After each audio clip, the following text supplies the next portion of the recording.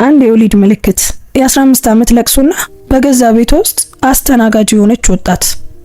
በሀብት በናወዘው የኦኮሮ ቤተሰብ ግቢ ውስጥ አንዲት ምስኪን አስተናጋጅ የሁሉንም ሰው ህይወት የሚቀይር ሚስጥር ይዛ ብቅ ትላለች ብሎ ማን አሰበ? ከ15 ዓመታት በፊት በሌጎስ ከተማ ያለምንም ፍንጭ የጠፋችው የ8 ዓመት ህፃን ዛሬ እንደ ሰራተኛ ተመልሳለች። ለመሆኑ ይህች ልጅ በእርግጥ የቢሊዮነሮቹ የጠፋችው ልጅ ናት ወይስ የክፉ ሴራ ውጤት? እውነቱ ከምታስቡት በላይ መራራ የሆነና የቅርብ ሰው እጅ ያለበት ነው። የ15 ዓመት ሚስጥር ሲገለጥ ታላቅ ግዛቶችን እንዴት እንደሚያናውጥ የሚያሳየውን ይህንን አስደንጋጭ ታሪክ እስከ መጨረሻው ተከታተሉት። ሰላም ውድ ቤተሰቦቻችን እንደምን አላችሁ? ታሪኩን ከመጀመራችን በፊት እስኪ ይህንን አስደናቂ ታሪክ ከየትኛው የዓለም ክፍል ሆናችሁ እንደምትከታተሉት ኮሜንት ላይ ጻፉልን። ታሪክ ሰውን ይቀይራል ብላችሁ የምታምኑ ከሆነ ደግሞ በደግነት ላይክ አድርጋችሁ ጀምሩት።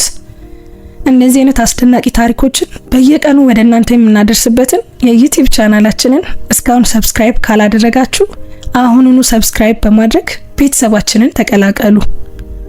ልጅቷ እጅግ ብዙ ዋጋ የሚያወጣ የብር ትሪ ይዛ በግብዣ አዳራሹ በር ላይ ቆመች። እድሜዋ 23 ነበር። ዩኒፎርሟ የተተኮሰና እጆቿ የሚረጉ ነበሩ እና በግራ ትከሻዋ ላይ በደረቅ ጨርቅ ስር ተደብቆ እኩለ ሌሊት ሳይሆን በፊት የሶስት ሰዎችን ህይወት የሚቀይር የጨረቃ ቅርጽ ያለው የወሊድ ምልክት ነበራት። ማንም አላያትም። ማንም አይቷት አያውቅም ከዛሬ ምሽት በስተቀር። ዛሬ አንድ ሰው ያያታል። የኦኮሮ ይዞታ በባናና አይላንድ ሌጎስ ውስጥ ያረፈ ነበር። ዋናው ቤት 42 ክፍሎች፣ የጣሊያን እብነበረድ ወለሎች እና ከቬና ተለጣጥፎ የመጣ ትልቅ ቻሌንደር ነበረው። የወራዊ ኤሌክትሪክ ክፍያው አንድን መንደር ለአንድ ዓመት ሊመግብ ይችላል። የአትክልት ስራ ሰራተኞች ብቻ ቁጥራቸው 8 ነበር። ቴራንስ ሀብቱን ያካበተው በመላው ምዕራብ አፍሪካ የቴሌኮሙኒኬሽን መሰረተ ልማቶችን በመሸጥ ነበር። አሁን እድሜው 58 ዓመት ነበር። ግንባሩ አካባቢ ሸብቷል። አይኖቹ ንቁ ናቸው እና ሌሎች ባለሀብቶችን ድሃ እንዲሰኙ በሚያደርግ መልኩ ሀብታም ነበር። በጣም ሀብታም። የተጣራ ሀብቱ ወደ 2.3 ቢሊዮን ዶላር ይገመታል። ምንም እንኳን እውነተኛው ቁጥር በእርግጥም ከዚያ በላይ ቢሆንም እንደ ቴራንስ ያሉ ሰዎች ሁሉንም ነገር አይገልጡም። ሚስቱ ኢፊዮማ የመጣችው ከጥንት ባለ ሀብት የባንክ ባለቤት ከሆኑ ቤተሰቦች ነው። ናይጄሪያ ካሳለፈቻቸው ነፃነት፣ መፈንቅለ መንግስት፣ የኢኮኖሚ ውድቀትና ከእያንዳንዱ ማህበራዊ ለውጥ ተርፎ ከቆየ የቅኝ ግዛት ዘመን ሀብት ነው። እሷ ግርማ ሞገስ ያላት ቀዝቃዛና በጥልቀት የምትሰራ ነበረች። ደረጃዋን ልክ እንደ ጋሻ ትለብሰዋለች። አንድ ልጅ አላቸው ወይም ነበራቸውም በለው። ከ15 ዓመታት በፊት ልጃቸው አዳና ጠፋች። የዛኔ እድሜዋ 8 ዓመት ብቻ ነበር። በኤኮ ሆቴል የቻሪቲ ግብዣ ላይ ነበሩ። ኢፊዮማ ለ2 ደቂቃዎች ምናልባትም ደግሞ ለ3 ደቂቃዎች ፊቷን አዙራ ነበር። እንደገና ስታይ ግን አዳና አልነበረችም። የደህንነት ካሜራው ምንም ጠቃሚ ነገር አላሳየም። የሌጎስ ፖሊስ ለወራት ስለ ጉዳዩ መርምሯል። የግል መርማሪዎችም ተቀጥረዋል እና በመላ ከተማው የማስታወቂያ ሰሌዳዎች ተሰቀሉ። ነገር ግን የመጡ ጥሪዎች በሙሉ ገንዘብን ተስፋ በማድረግ የሚመጡ ሰዎች ነበሩ። የማተለያና የጭካኔ ጨዋታዎች። ምንም አይነት አስክሬን አልተገኘም። ምንም ማስረጃ፣ ምንም መደምደሚያ የለም። ከዛም ጉዳዩ ቀዘቀዘ። ትዳሩም ይበልጥ እየቀዘቀዘ ሄደ። ቴራንስ ራሱን ወደ ስራ ሲወረውር እና ኢፊዮማ መታሰቢያ ስታቆም ልጃቸው በኦግባቴ ገበያ ውስጥ ብቻዋን ቆማ ነበር። እድሜዋ 9 ዓመት ነበር። ጠባሳ ያለባት ሴት ከ1 ሰዓት በፊት እዚያ ትታት ሄዳለች። ወደ ኋላ ሳታይ ተራመደች። መጨረሻ ላይ የተናገረችው ነገር ወላጆችሽ አይፈልጉሽም፣ እዚህ ቆይ፣ ምናልባትም አንድ ሰው ያገኝሻል የሚል ነበር። ግን ማንም እስካሁን አላገኛትም። ገበያው በሁከት ተሞልቷል። ሰዎች ከየአቅጣጫው ይገፋፋሉ። የበሰበሰ አትክልትና የናፍጣ ጭስ ይሸታል። ሴቶች የቲማቲምና የቃሪያ ዋጋን እየጠሩ ይጮሃሉ። ወንዶች የተለያዩ ጋሪዎችን ይገፋሉ።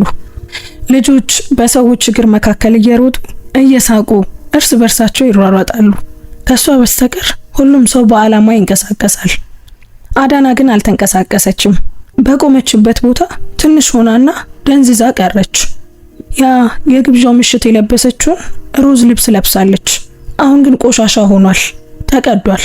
አንድ ሰው እንዲያያት፣ አንድ ሰው እንደጠፋች እንዲጠይቃት ጠበቀች። ግን ማንም ያንን አላደረገም።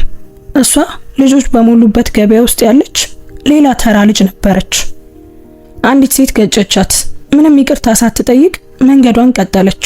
አንድ ሰው የጠርሙስ ሳጥን የተሸከመ ሊገጫት ጥቂት ብቻ ቀረው። የልጆች ቡድን አልፈው ሲሮጡ አንዱ ገፋት። አዳና ወደ ኋላ ተንገዳግዳ ጥቁርና መጥፎ ሽታ ወዳለው ረግረጋማ ውሃ ውስጥ ወደቀች። ማንም አልቆመም፣ ማንም ግድ አልሰጠውም። ከጥቂት ቆይታ በኋላ በመቆም እግሮቿ ታመሙ፣ ጉሮሯም ደረቀ። ሆዷ ከዚህ በፊት ተሰምቷት በማያውቅ ረሃብ ተቆራረጠ። እቤት ውስጥ አሁን እቤቷን ለማስታወስ ትቸገራለች። ምግብ ዝም ብሎ ይቀርብ ነበር። ቁርስ፣ ምሳ፣ ራት ከየት እንደሚመጣ አስባ አታውቅም። አሁን ግን ስለ ሌላ ነገር ምንም አታስብም። አንድ የምታስበው ነገር ስለ ምግብ ብቻ ነበር። በጣም ርቧታል። አንዲት ሴት ከእንጨት ጋሪ ላይ ብርቱካን ስትሸጥ አየች። ሴትዮዋ ስለ ዋጋ ከደንበኛ ጋር ለመከራከር ፊቷን አዞረች። ድምጿ ከፍተኛና ሹል ነበር። የአዳና እጅ አይምሯ ሳይቆጣጠረው በፊት ተንቀሳቀሰ። ከጋሪው ስር ከቆሻሻው ላይ የወደቀ ብርቱካን አንስታ ሮጠች። ልቧ በኃይል ይመታል። ትናንሽ እግሮቿ በድንኳኖች መካከል ባሉ ጠባብ መንገዶች ውስጥ አሯሯጧት። ጩኸት ጠበቀች፣ መባረርን ጠበቀች። ሸካራ እጆች ይዘው ወደ ኋላ እንዲጎትቷት ጠበቀች። ግን ማንም አልተከተላትም። በተሰባበሩ ሳጥኖች ክምር መካከል አንድ ጥግ አገኘች። ከበስተጀርባው ታጭቃ ተቀመጠች። እየተንቀጠቀጠች ነበር። በሚንቀጠቀጡት እጆቿ ብርቱካኑን ላጠችው። ሊበላሽ የደረሰና የኮመጠጠ ነበር። በቆሻሻ ተሸፍኗል። ግን እያንዳንዱን ቁራጭ በላች። ጭማቂውን መጠጠችው። መራራውን ነጩን ክፍል እንኳን አኝካ በላችሁ። ምክንያቱም የሆነ ነገር ነበር። ቢያንስ ረሃቧን ያስታግስላታል። ቀና ስትል አንዲት አሮጊት ሴት ቆማ ስታያት አገኘች። ሴትዮዋ በጉንጮቿ ላይ የጎሳ ምልክት ነበራት። በእያንዳንዱ ጎን ሶስት መስመሮች እና በወገቧ ላይ የታሰረ መጠቅለያ አርጋለች።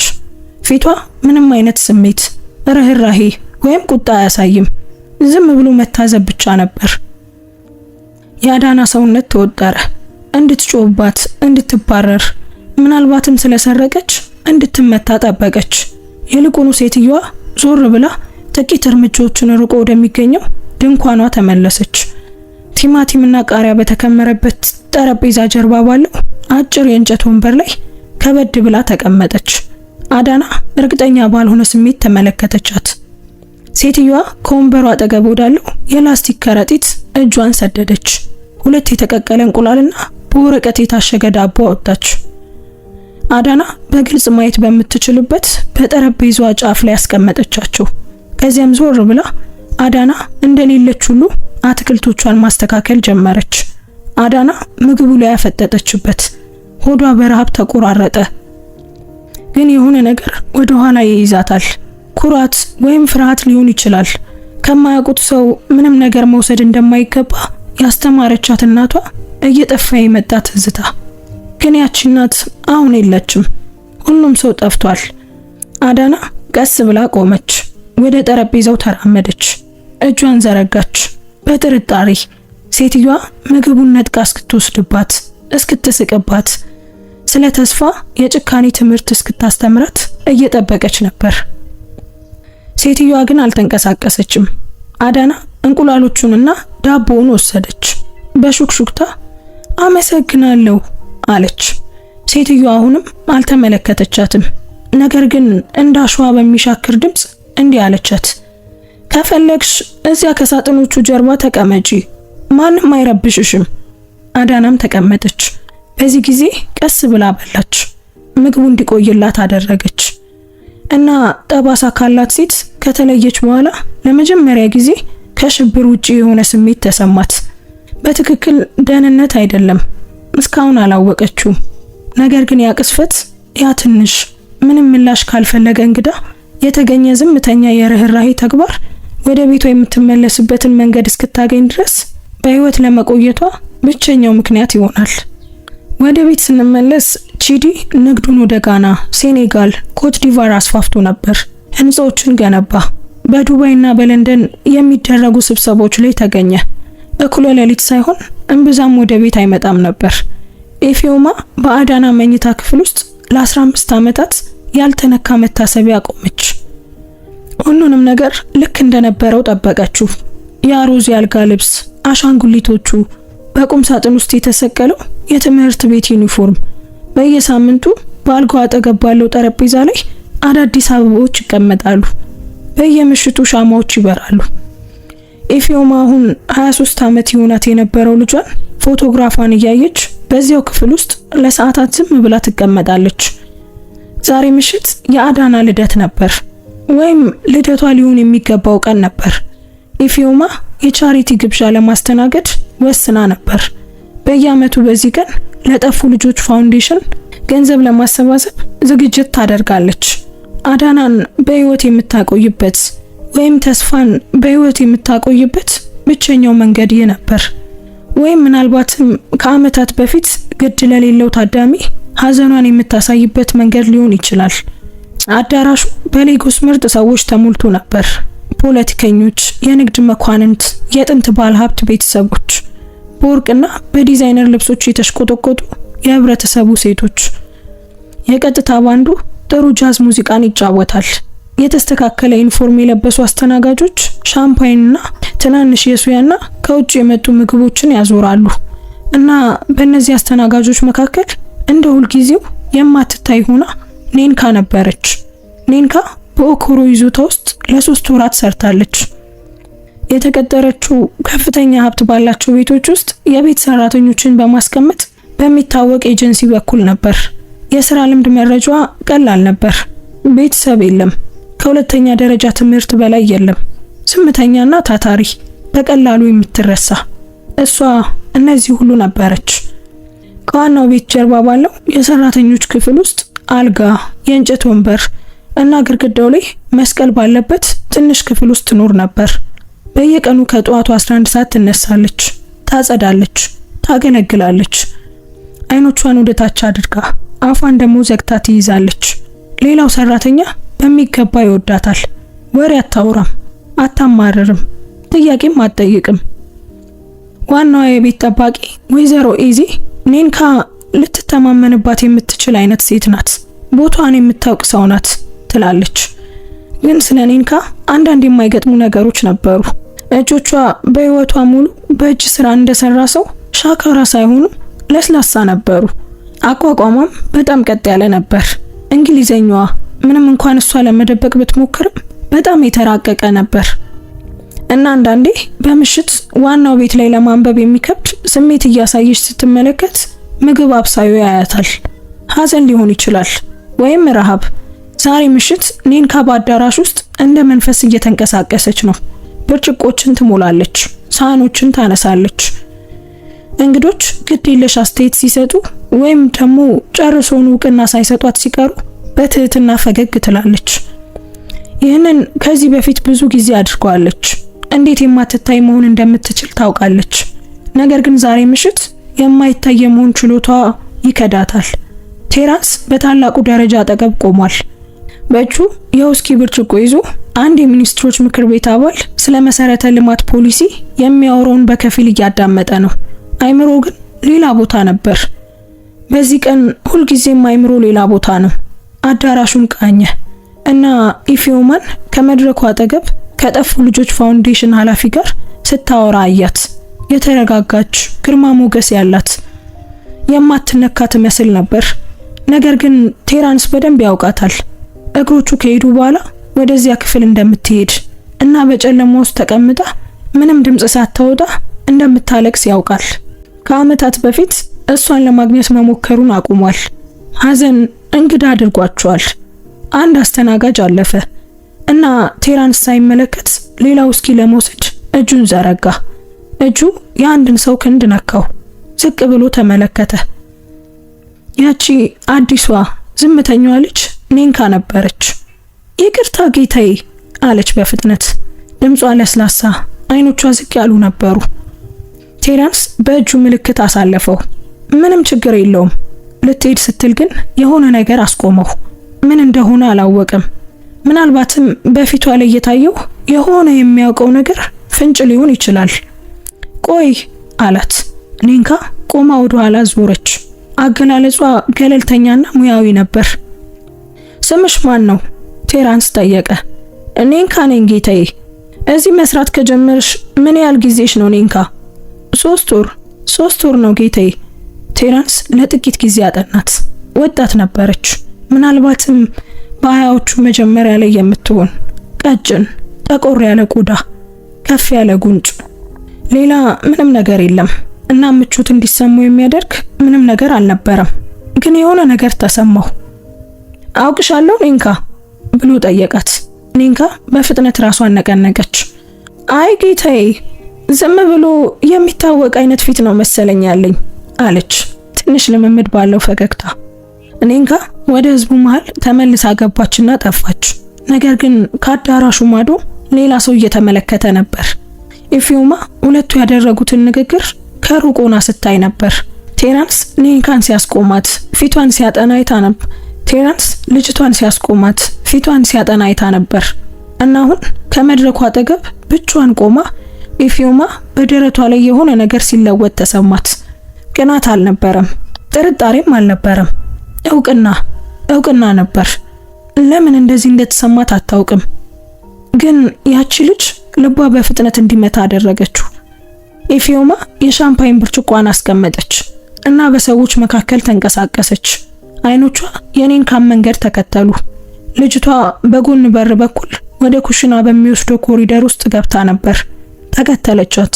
ኮሪደሩ ጸጥ ያለና ቀዝቃዛ ነበር።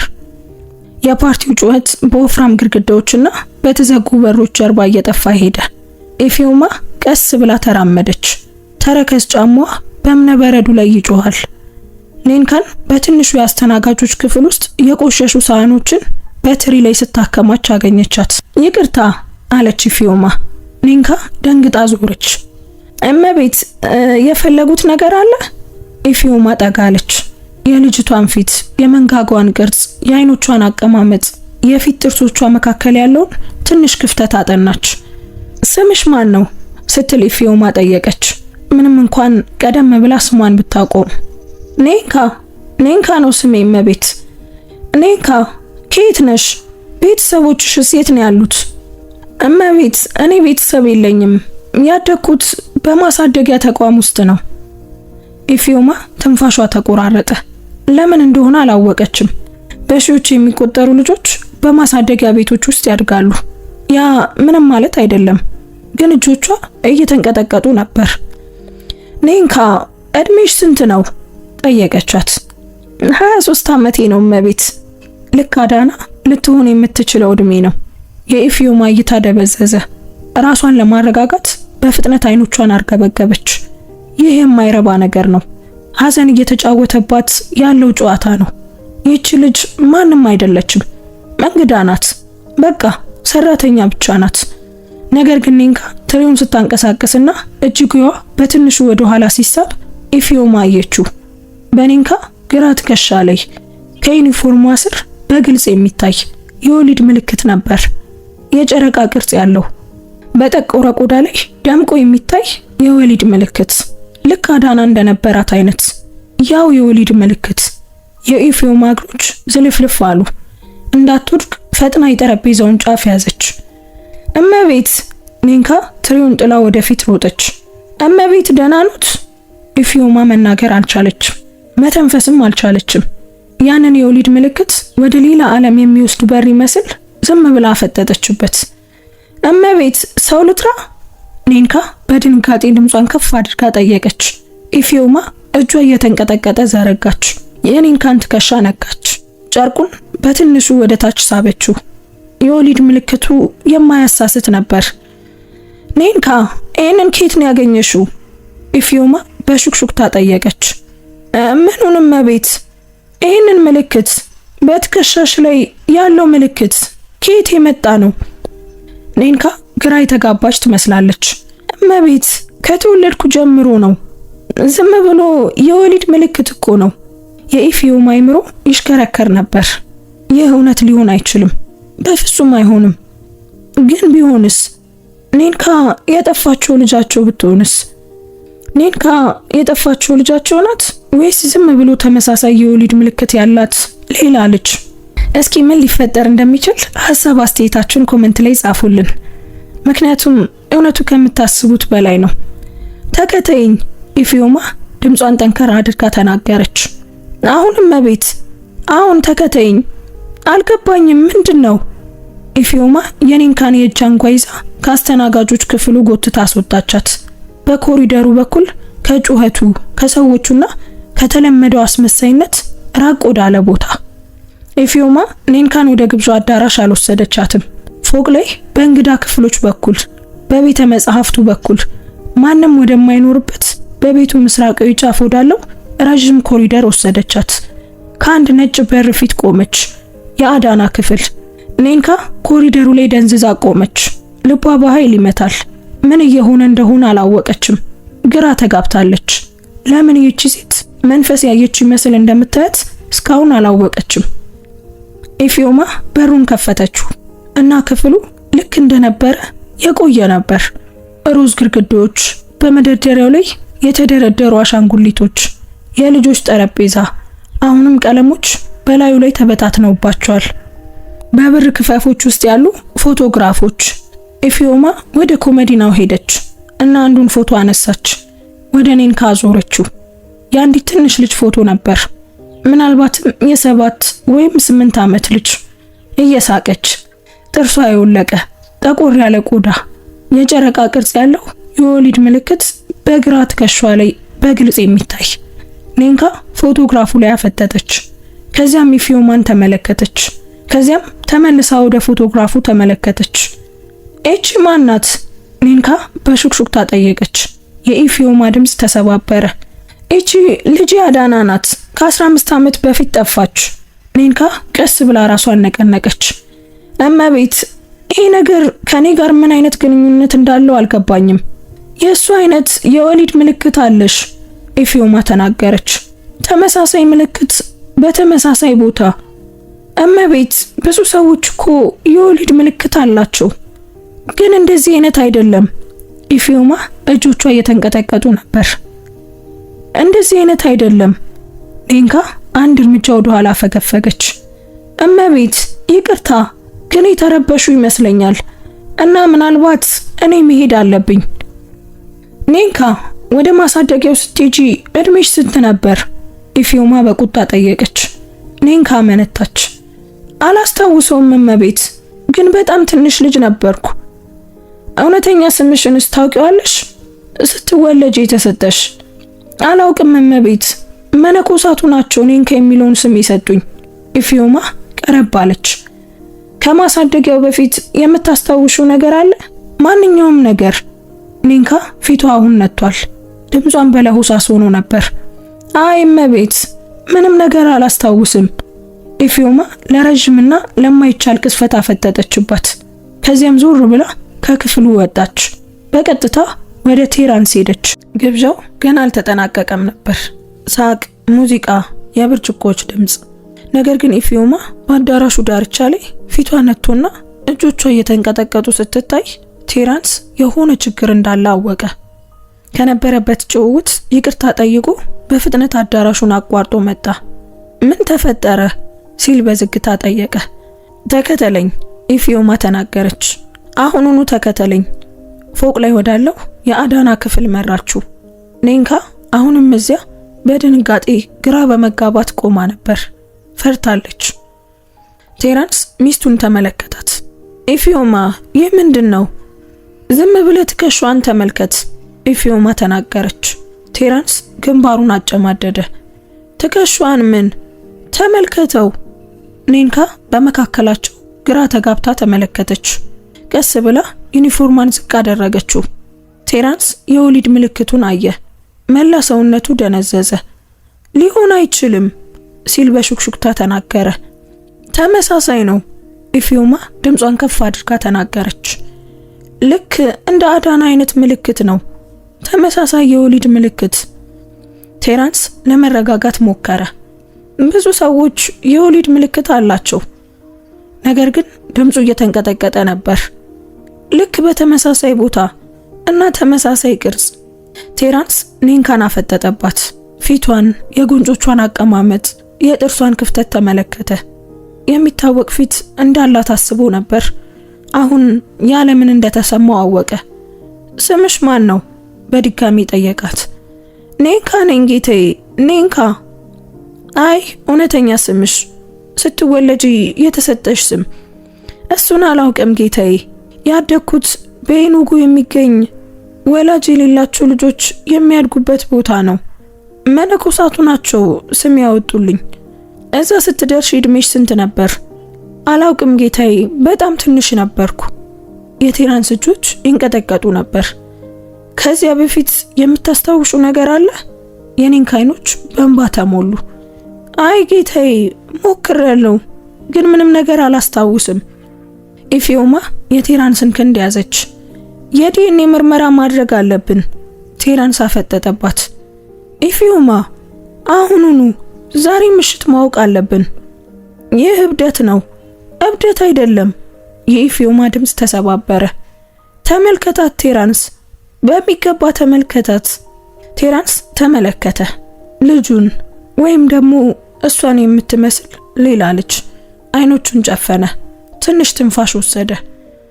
ዶክተር ኦኮኪን ጥሪው አለ በዝግታ። አስቸኳይ እንደሆነ ንገሪው። ዶክተር ኦኮኬ በአንድ ሰዓት ውስጥ ደረሰ። እሱ የኦኮሮ ቤተሰብ የግል ሐኪም ነበር። ቤተሰቡን ለ20 ዓመታት ያገለገለና መቼ ጥያቄ መጠየቅ እንዳለበት መቼ ደግሞ ዝም ማለት እንዳለበት የሚያውቅ ሰው ነበር። ዛሬ ምሽት ዝም የሚልበት ቀን ነበር። ናሙኖችን በዝምታ ወሰደ። ከኔንካ ጉንጭ እንዲሁም ከቴራንስና ከኢፊዮማም እንዲሁ አደረገ። ውጤቱን በ72 ሰዓታት ውስጥ እንደሚያመጣ ቃል ገብቶ ወጣ። አሁን ቤቱ ጸጥ ብሏል። ግብዣው አብቅቷል። እንግዶች ወደ ቤታቸው ሄደዋል። ሰራተኞቹም አጽድተው ወደ ክፍሎቻቸው ተመልሰዋል። ሳሎን ውስጥ የቀሩት 3 ሰዎች ብቻ ነበሩ። ቴራንስ፣ ኢፊዮማና ኔንካ። ማንም አልተናገረም። ዝምታው ከባድ ነበር። በመጨረሻም ኢፊዮማ ሰበረችው። እስኪ የምታስታውሹን ሁሉ ንገሪን አለች ኔንካን። ኔንካ እጆቿን ዝቅ አድርጋ ተመለከተች።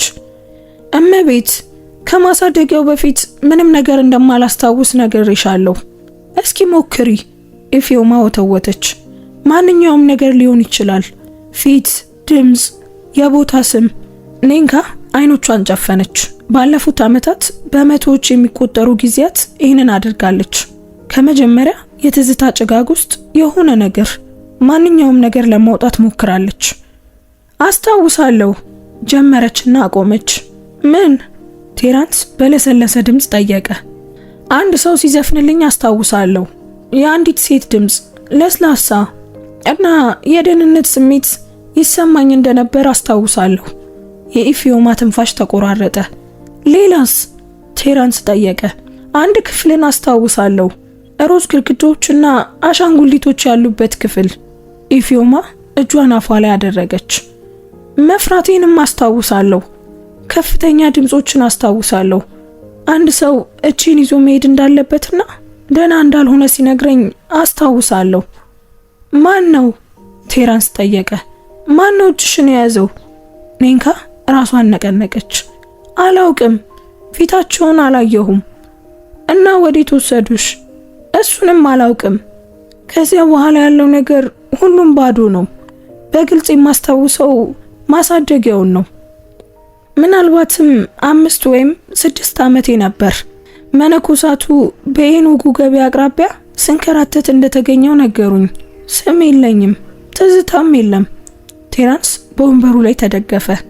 በፊቱ ላይ ምንም አይነት ስሜት አይታይም ነበር። ኢፊዮማ ግን በዝግታ ታለቅስ ነበር። ኔንካ ቀጠለች። ድምጿ የሹክሹክታ ያህል ነበር። ለምን እዚህ እንደመጣው አላውቅም ነበር። ሁለቱም ቴራንስና ኢፊዮማ በድንገት ተመለከቷት። ምን ለማለት ነው የፈለግሽው? ኢፊዮማ ጠየቀች። ኔንካ አይኖቿን አገኘቻቸው። ቤተሰባችሁን በዜና ላይ አየው። ስለጠፉ ልጆች ግብረሰናይ ድርጅት የሚናገር ዘገባ ነበር።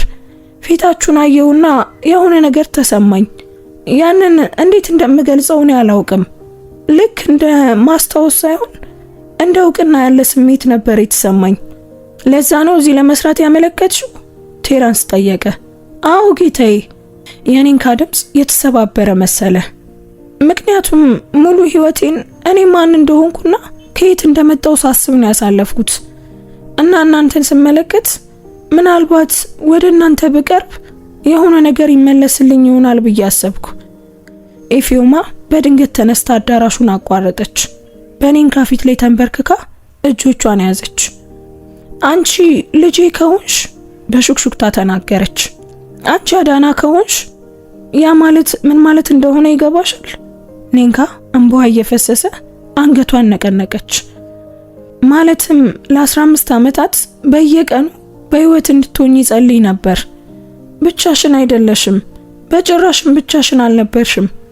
ኔንካ ተንሰቅስቃ አለቀሰች እና ኤፊዮማ ልጇ ከ15 ዓመታት በፊት ታቅፋት እንደነበረው ወደ እቅፏ አስጠግታ ያዘቻት። ቴራንስ ከአዳራሹ ማዶ ሆኖ ይመለከት ነበር። መንጋጋው ተወጥሯል፣ አይኖቹ በእንባ ረጥበዋል። ማመን ፈልጎ ነበር፣ ግን ደግሞ ለማመን ማስረጃ ያስፈልጋል። ማስረጃ ደግሞ ተጨማሪ ቀናት ይፈልጋል። እነዚያ ተጨማሪ ቀናት በቴራንስ ህይወት ውስጥ ረጅሞቹ ቀናቶች ነበሩ። መስራት አልቻለም፣ ትኩረት ማድረግ አልቻለም። በቤት ውስጥ ስለምትኖረውና ልጁ ልትሆን ስለምትችለው ልጅ እንጂ ስለሌላ ነገር ማሰብ አልቻለም። ኤፊዮማ ኔንካን ወደ አንዱ የእንግዳ ክፍል እንድትዘዋወር አድርጋ ነበር። የግድ እንዲሆን ፈለገች። እሷን በቅርብ ማየት፣ ማጥናትና በእያንዳንዱ እንቅስቃሴዋና አገላለጿ ውስጥ አዳናን ማግኘት ፈለገች። እናም አገኘቻት። ኔንካ ስታስብ ራሷን የምታዘነብልበት መንገድ፣ ጸጉሯን ከግራ ጆሮዋ ጀርባ የምትሰካበት መንገድ፣ የምትስቅበት መንገድ፣ እንብዛምና ጸጥ ያለ ልክ ቦታ የምታጣብብ የምትመስልበት መንገድ፣ ሁሉም ነገሯ አዳናን እንደሚመስል አሰበች። ወይም ደግሞ ሁሉም የምኞት ውጤት ይሆናል። ቴራንስ ከእንግዲህ መለየት አልቻለም። በሶስተኛው ቀን ጧት ዶክተር ኦኮኬ ደወለ። ውጤቶቹ ደርሰዋል፣ እኔ ራሴ ይዣቸው እመጣለሁ ሲል ነገራቸው። ቴራንስ፣ ኤፊዮማ እና ኔንካ በቢሮ ውስጥ ተቀምጠው ይጠብቁት ነበር። ዶክተር ኦኮኬ ሲደርስ የታሸገ ኢንቨሎፕ ይዞ ነበር። ሶስቱንም ተመለከተ። አገላለጹ በጥንቃቄና በገለልተኝነት የተሞላ ነበር። ይህንን ከመክፈቴ በፊት አለ በዝግታ፣ ላዘጋጃችሁ ይገባል። ውጤቱ ምንም ይሁን ምን ይህ ህይወታችሁን ይለውጠዋል እና ለዛም ዝግጁ ናችሁ? ቴራንስ አንገቱን ነቀነቀ። ኤፊዮማ የኔንካን እጅ አጥብቃ ያዘች። ዶክተር ኦኮኬ ኢንቨሎፑን ከፈተ። በዝምታ ነበበው። ከዚያም ቀና ብሎ ፈገግ አለ። እሷ ልጃችሁ ናት አለ በለሆሳስ። ኔንካ አዳና ናት። ክፍሉ በጩኸት ተሞላ። ኤፊዮማ በታላቅ ድምጽ ጮኸች። የእፎይታና የደስታ የ15 ዓመት ሐዘን በስተመጨረሻም የተሰበረበት ጥልቅ ድምጽ ነበር። ኔንካን ይዛ ወደ ራሷ አስጠጋቻት። በፀጉሯ ውስጥ እያለቀሰች ስሟን ደጋግማ በሹክሹክታ ትጠራ ነበር። አዳና፣ የኔ አዳና፣ የኔ ትንሽ ልጅ። ቴራንስ ለጥቂት ጊዜ ደንዝዞ ቆመ። ከዚያም እግሮቹ ዝልፍልፍ አሉበት። ወንበሩ ላይ ተዘረረና ፊቱን በእጆቹ ሸፍኖ አለቀሰ። ኔንካ ወይም አዳና በሁኔታው ደንዝዛ ምን እየሆነ እንዳለ ማገናዘብ አቅቷት በመካከላቸው ዝም ብላ ተቀምጣ ነበር። እሷ ኔንካ አይደለችም። እሷ አዳና ኦኮሮ የቢሊዮነሮቹ ልጅ ናት። ለ15 ዓመታት ጠፍታ የነበረችው ልጅ እና አሁን በማይታመን ሁኔታ እቤቷ ነበረች፣ የራሷ ቤት። ነገር ግን ደስታው ለአጭር ጊዜ ነበር፣ ምክንያቱም ማንም ያልጠየቀው ጥያቄ በመጨረሻም ብቅ አለ። አዳና ይህንን ሁሉ ጊዜ በህይወት ከነበረች የት ነበረች? ማን ወስዷት ነው? እና አሁንስ ለምን ለቀቋት? ቴራንስ በዚያው ቀን ከሰዓት በኋላ ለፖሊስ ደወለ። ከፍተኛ መርማሪ ኢንስፔክተር አዲባዮ በጥቂት ሰዓታት ውስጥ ደረሰ። ከ15 ዓመት በፊት ዋናውን መዝገብ የያዘው እሱ ነበር። እያንዳንዱን ዝርዝር ያስታውሳል። አዳናን ሲያያት ሊያለቅስ ምንም አልቀረውም። ነገር ግን ወዲያውኑ ወደ መርማሪነቱ ተመለሰ። ሁሉንም ነገር ማወቅ አለብን፣ ሁሉንም፣ እያንዳንዱ ትዝታ፣ ምንም ያህል ትንሽ ቢሆን በጣም አስፈላጊ ነው። አዳና ከፊቱ ተቀመጠች። በወላጆቿ ታጅባ ነበር። በጥልቀት ተነፈሰች። ለማስታወስ እየሞከርኩ ነበር እና አንዳንድ ቁርጥራጮች መመለስ ጀምረዋል። ንገሪን፣ ሁሉንም ነገር ንገሪን። ምንም ያህል ትንሽ ቢሆንም በጣም ይጠቅማል። አዲባዮ በለሰለሰ ድምፅ ጠየቃት። ግብዣውን አስታውሳለሁ። እናቴ ሰማያዊ ልብስ ለብሳ እንደነበር አስታውሳለሁ። እኔ በጣም ሰልችቶኝ እንደነበረም አስታውሳለሁ። ወጣ ብዬ ነበር። አንዲት ሴት ነበረች። ፈገግ አለችልኝ። የሆነ ነገር የምታሳየኝ ነገር እንዳለ ነገረችኝ። የኢፊዮማ እጅ በአዳና ላይ ጠነከረ። ወደ ውጭ ወደ መኪና ወሰደችኝ። መፍራቴ ትዝ ይለኛል። ለመጮህ ሞከርኩ፣ ግን አፌን አፈነችኝ እና ዝም አልኩኝ። ምን ትመስል ነበር? የምታስታውሹ ነገር አለ? አዲባዮ ፈጥኖ ጠየቀ። ትንሽ ከዘገየ ትውስቷ የሚጠፋበት ይመስል ነበር። ፊቷን በግልጽ አላስታውሰውም፣ ነገር ግን በቀኝ እጇ ላይ አውራ ጣቱ አካባቢ ጠባሳ እንደነበረባት አስታውሳለሁ። አዲባዮ በፍጥነት ጻፈ። እሺ፣ ቀጥሎ ምን ሆነ? የሆነ ቦታ ወሰደችኝ። አሁን ላይ ሳስበው ከሌጎስ ራቅ ያለ ቤት ነው። የት እንደሆነ አላውቅም። በአንድ ክፍል ውስጥ አቆየችኝ። አብዛኛውን ጊዜ ደግ ነበረች። ምግብ ሰጥታኛለች። ነገር ግን መውጣት እንደማልችል ነገረችኝ። ወላጆቼ ከእንግዲህ እንደማይፈልጉኝ ነገረችኝ። ኢፊዮማ የታፈነ የስቅስቅታ ድምፅ አሰማች። በጣም ትንሽ ነበርኩ፣ አዳና ተናገረች። እናም አመንኳት። ምን ያህል ጊዜ እንዳቆየችሽ ታስታውሻለች? አዲባዮ ጠየቀ። አይ በፍጹም አላስታውስም። ወራት፣ ምናልባትም 1 ዓመት። ጊዜው እንግዳ ነበር። ከዚያም አንድ ቀን ከእንግዲህ ልታቆየኝ እንደማትችል ተናገረች። በጣም አደገኛ እንደሆነ ነገረችኝ። ወደ ኢጊን ወሰደችኝና ገበያው አቅራቢያ ጣለችኝ። የትም እንዳልሄድ ነገረችኝ። እና ከዚያ በኋላ አላየሻትም? አዲባዮ ወደ ኋላ ተደገፈ። ይህች ሴት ለምን እንደወሰደችሽ ነግራሽ ታውቃለች? አዳና ራሷን ነቀነቀች። አይ አልነገረችኝም። አንድ ጊዜ ግን ምሽት ላይ ስታለቅስ እንደነበር አስታውሳለሁ። ስለ ቃል ኪዳን፣ ስለ ገንዘብ፣ ስህተትን ስለማረም የሆነ ነገር ስትናገር ነበር። ቴራንስ ሰውነቱ ተወጠረ። ገንዘብ ሲል ደገመው። አዳና አንገቷን ነቀነቀች። ቴራንስ አዲባዮን ተመለከተ። አንድ ሰው ልጅህን እንድትወስድ ከፍሏት ይሆናል። ሊሆን የሚችለው ያ ነው፣ አዲባዮ ተናገረ። ጥያቄው ግን ከሷ ጀርባ ይህንን ነገር ያደረገው ማን ነው የሚለው ነው። ምርመራው ከዚያ በኋላ በፍጥነት ቀጠለ። አዲባዮ መዝገቡን እንደገና ከፈተው። የድሮ ፋይሎችን አወጣ እና የድሮ ምስክሮችን አነጋገረ። በሆቴሉ የነበሩትን የደህንነት ምስሎች እንደገና መመርመር ጀመረ። ከዚያም የሆነ ነገር አገኘ። አንዲት ሴት በ30ዎቹ አጋማሽ ያለች ጠቆር ያለ ቆዳ ያላትና በቀኝ እጇ ላይ ጠባሳ ያለባት ሴት በግብዣው ምሽት በኤኮ ሆቴል ትሰራ ነበር። የጽዳት ሰራተኛ ነበረች።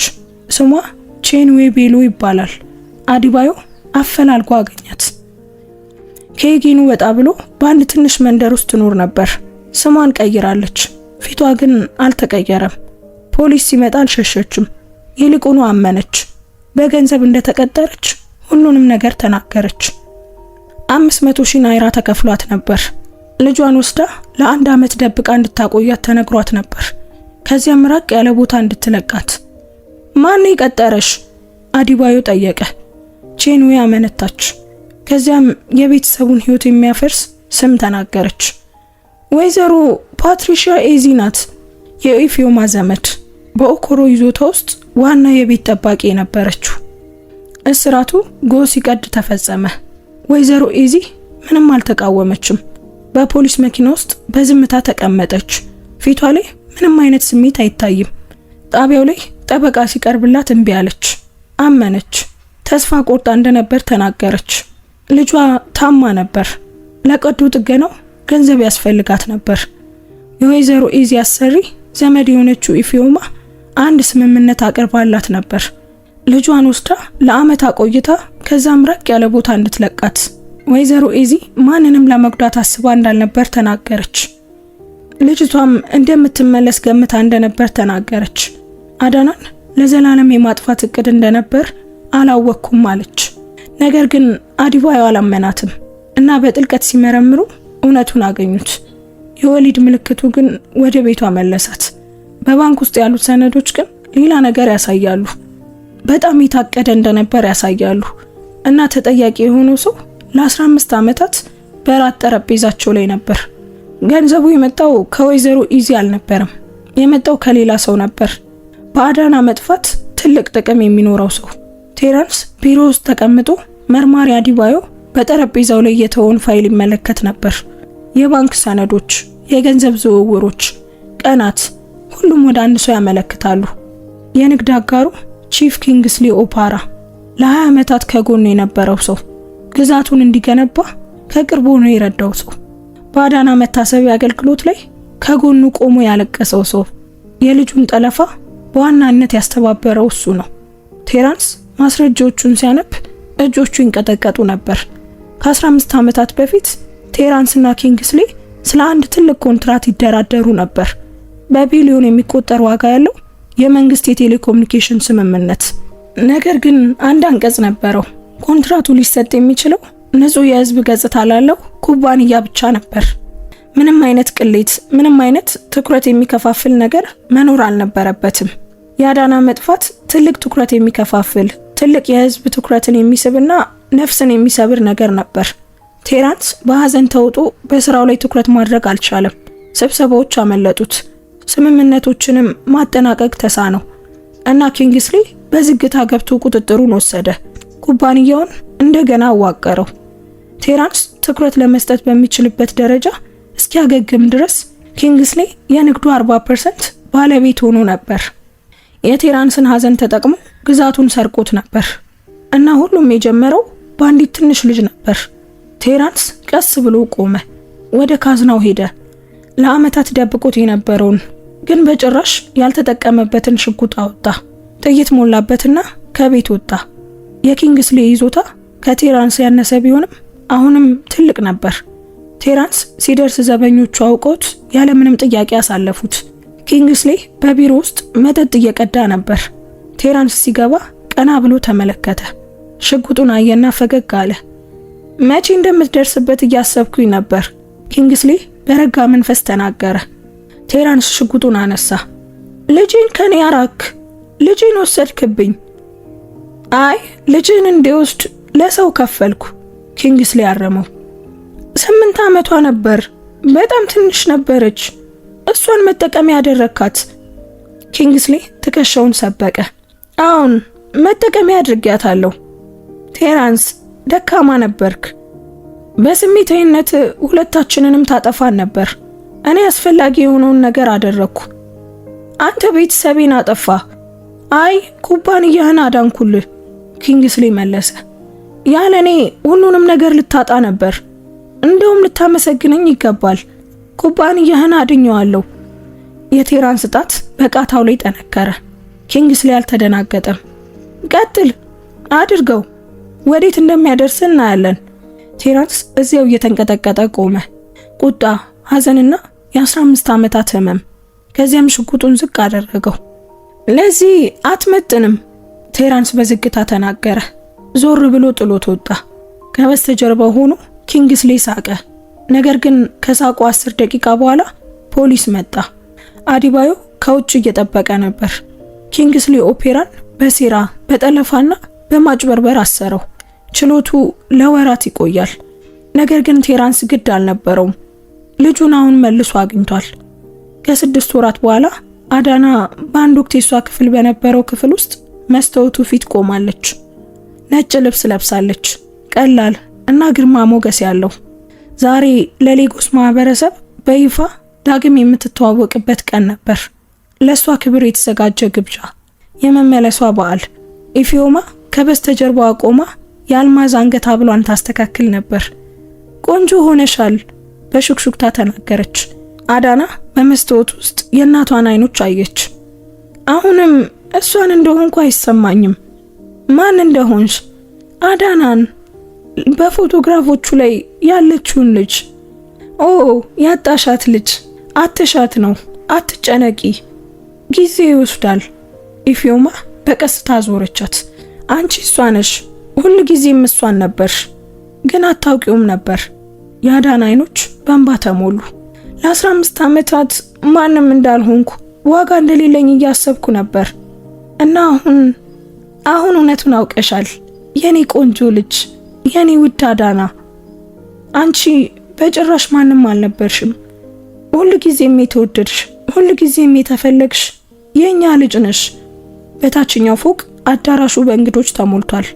ቴራንስ በመግቢያው አቅራቢያ ቆሞ ሰዎችን ሰላም ይላል፣ እጅ ለእጅ ይጨብጣል፣ የእንኳን ደስ አላችሁ መልእክቶችን ይቀበላል። ነገር ግን አይኖቹ ወደ ደረጃው ያመራሉ። ከዚያም ብቅ አለች አዳና። ቀስ ብላ ወረደች። እጇን በመደገፊያው ላይ አድርጋ አገላለጿ እርግጠኛ ያልሆነ ስሜት ይታይበት ነበር። አዳራሹ ጸጥ አለ። እያንዳንዱ አይን ወደ እሷ ዞረ እና ቴራንስ አዳራሹን አቋረጠ። በደረጃው ግርጌ ያገኛት፣ እጇን ያዘ። ዝግጁ ነሽ ሲል በለሆሳስ ጠየቀ። አንገቷን በመስማማት ነቀነቀች እና አብረው ወደ ግብዣ አዳራሹ ገቡ። አባትና ልጅ ከ15 ዓመታት በኋላ ተገናኙ። በአጋጣሚ አይደለም፣ በተአምርም አይደለም። ግን ያለፈው ታሪክ ተቀብሮ እንዲቀርብ አልፈቀደ የወሊድ ምልክት አማካኝነት ነበር። በዚያ ምሽት እንግዶቹ ከሄዱና ቤቱ ጸጥ ካለ በኋላ አዳና አትክልት ስፍራ ውስጥ ቆማ ነበር። የከተማው መብራቶች ከሩቅ ያንጸባርቃሉ። አየሩ ቀዝቃዛ ነበር። ከበስተጀርባ አንድ የእግር ኮቴ ሰማች።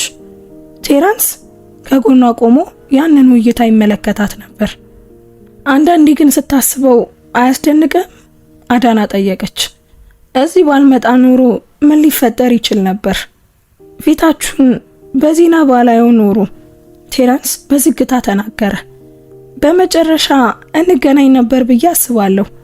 ነገር ግን ከዚህ በላይ መጠበቅ ባለመኖሩ በጣም ደስተኛ ነኝ። አዳና ተመለከተችው። ሁሉም ነገርን የማስታውስ ይመስላል? አላውቅም፣ ግን ያ ግድ ነው? አይ ምናልባትም ግድ ላይሆን ይችላል። ግን አሁንም የማላውቀው ብዙ ነገር እንዳለ ይሰማኛል። ያጣሁት ብዙ ነገር። ቴራንስ እጇን በትከሻው ላይ መልሶ ወደ አገናኛቸው የጨረቃ ቅርጽ ምልክቱ ላይ አደረገ። ማንነትሽን አላጣሽም። ለጥቂት ጊዜ ረስተሽው ነው። ግን አሁን እዚህ ነሽ። አሁን እቤት ነሽ እና የቀረውን ህይወታችንን አብረን ለማስታወስ ጊዜ አለን። አዳና አይኖቿን ጨፈነች። ለ15 ዓመታት ለመጀመሪያ ጊዜ የአንድ ቦታ አካል እንደሆነች ተሰማት። በሀብት ምክንያት አይደለም፣ በስም ምክንያት አይደለም፣ ነገር ግን ከተወለደች ጀምሮ በቆዷ ላይ በተጻፈ እውነት ምክንያት። የተወደድሽ ነሽ፣ የተፈለግሽ ነሽ አዳና። አንቺ የኛ ልጅ ነሽ እና ምንም ያህል ርቀሽ ብትሄጂ ሁልጊዜ ወደ ቤትሽ የመመለሻ መንገድ ታገኛለሽ የሚል ምልክት። ውድ ቤተሰቦቻችን የዛሬው ታሪካችን ይህንን ይመስል ነበር። ታሪኩን እንዴት አገኛችሁት? ታሪኩን ከወደዳችሁት ላይክ እና ሼር ማድረግ እንዳትረሱ። በየቀኑ እንደዚህ አይነት የተወደዱ ታሪኮችን ወደ እናንተ የምናቀርብበትን የዩቲዩብ ቻናላችንንም ሰብስክራይብ በማድረግ ቤተሰባችንን ተቀላቀሉ። እናመሰግናለን። እንወዳችኋለን። ቸር ቆዩን።